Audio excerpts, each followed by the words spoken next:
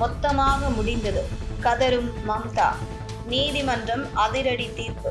தலைகீழாக மாறிய திருப்பம். மேற்கு வங்கத்தில் தேர்தல் 2 கட்டமாக நடைபெறவுள்ள நிலையில் தற்போது கொல்கத்தா நீதிமன்றம் அதிரடி உத்தரவை பிறப்பித்து முதல்வர் மம்தா பானர்ஜியின் கனவை கலைத்துள்ளதாக கூறப்படுகிறது.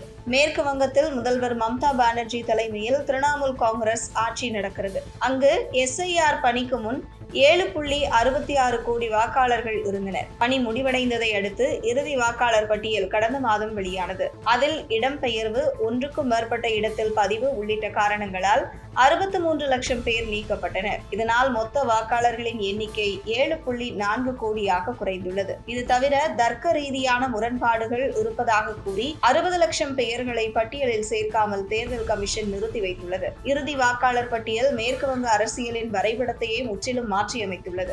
எல்லை மாவட்டங்கள், முஸ்லிம்கள் அதிகம் வசிக்கும் மாவட்டங்களில் SIR பணி பெரும் தாக்கத்தை ஏற்படுத்தியுள்ளது. இந்த 60 லட்சம் வாக்காளர்கள் குறித்து பல புகார்கள் சேர்க்க சொல்லி வந்த நிலையில் மேற்கு வங்கத்தில் வாக்காளர் புகார்களை விசாரிக்க கொல்கத்தா உயர்நீதிமன்ற தலைமை நீதிபதி பரிந்துரையின்படி 19 மேல்முறையீட்டு தீர்ப்பாயங்களை அறிவித்திருக்கிறது தேர்தல் ஆணையம். இந்த தீர்ப்பாயங்கள் வாக்காளர் அட்டவணையிலிருந்து சந்தேகத்திற்கு உரியவர்களாக நீக்கப்பட்டவர்கள் குறைகளை கேட்டு தீர்ப்பளிக்கும். இந்த தீர்ப்பாயங்களுக்கு ஓய்வு பெற்ற நீதிபதிகள் தலைமை தாங்குவார்கள் என்றும் உயர்நீதிமன்றம் தீர்ப்பு கொடுத்துள்ளது. ஓய்வு பெற்ற நீதிபதிகள் தலைமையிலான தீர்ப்பாயங்கள் சந்தேகத்திற்குரிய வாக்காளர்களை சரிபார்த்து தேர்தலுக்கு முன் தீர்ப்பளிக்கும். இதில் சரிபார்க்கப்பட்ட வாக்காளர்கள் வாக்களிக்க அனுமதிக்கப்படுவார்கள். இதில் சிக்கும் போலி வாக்காளர்கள் வெளிநாட்டவர்கள் என்றால் அவர்களை தடுப்பு மையங்களில் அடைக்க ஓய்வு பெற்ற நீதிபதிகள் உத்தரவிடுவார்கள். அங்கிருந்து அவர்கள் தங்கள் நாடுகளுக்கு நாடு கடத்தப்படுவார்கள். இந்த நிலையில் 60 லட்சம் வாக்காளர்கள் தற்போது எழுப்பும் ஒரு குரல், எங்களை எங்கு கொண்டு வந்து நிறுத்தியிருக்க பாத்தியா